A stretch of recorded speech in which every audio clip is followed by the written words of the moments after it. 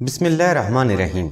السلام علیکم ناظرین، ایس کے بی روحانی پروگرام میں ہوں آپ کا ہوسٹ رانا ظفر حسین۔ ناظرین، اس ویڈیو میں ہم آپ کو شب قدر کا ایک ایسا وظیفہ بتا رہے ہیں جس کی خیر و برکت اور اللہ تبارک و تعالیٰ کی رحمت سے آپ کو تا زندگی کسی بھی حاجت کے لیے کسی عالم یا عامل کے پاس جانے کی ضرورت نہیں رہے گی۔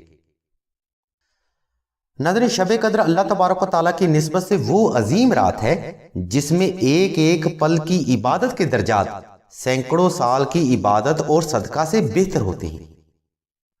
ناظرین، اس رات میں حاجت اور اللہ کے قرب کے لیے کیا گیا کوئی بھی روحانی عمل ضائع نہیں جاتا۔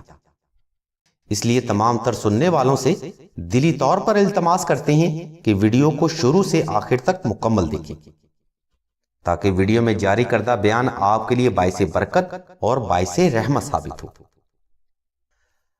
ناظرین، شب قدر کا وظیفہ کرنے کے لیے آپ نے آخری عشرہ کی ہر طاق رات کو 2 رکعت صلاۃ الحاجت نفل کچھ اس طرح سے ادا کرنے ہیں کہ پہلی رکعت میں سورہ فاتحہ کے بعد 72 بار سورہ اخلاص اور دوسری رکعت میں سورہ فاتحہ کے بعد 71 بار سورہ کوثر اور 1 بار سورہ اخلاص کی تلاوت کر کے رکوع کرنا ہے۔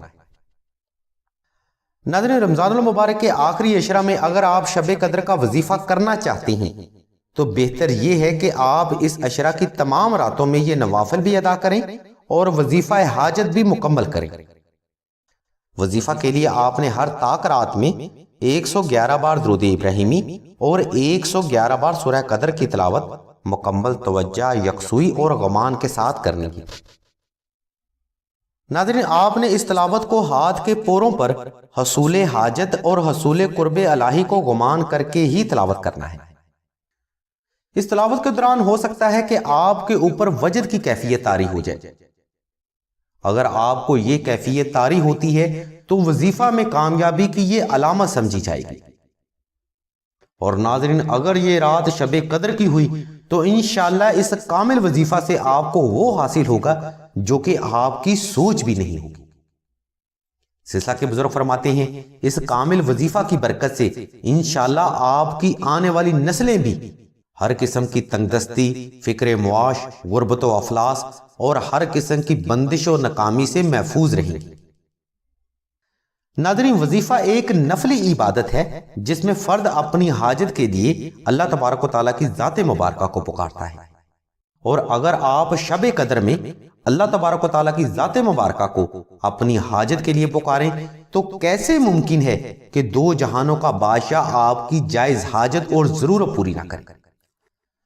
ناظرین، شب قدر میں اللہ تبارک و تعالیٰ کی ذات مبارکہ اپنی رحمتوں، برکتوں اور رزق کے دروازے فرد کے لیے کھول دیتی ہیں۔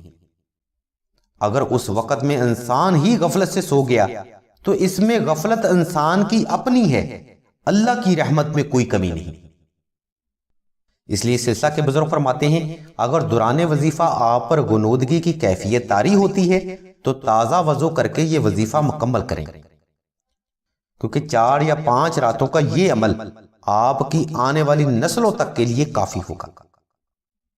مزید معلومات اور روحانی مسائل کے حل کے لیے آپ راشد بھائی کے نمبر 0308851959 پر رابطہ کر سکتے ہیں۔ اللہ کے حضور دعا ہے کہ اس بابرکت وقت میں اپنی رحمت کے صدقے تمام بیماروں کو شفا اور تمام حاجت مندوں کو ان کی حاجتیں صدقہ محمد و آل محمد ضرور عنایت کریں۔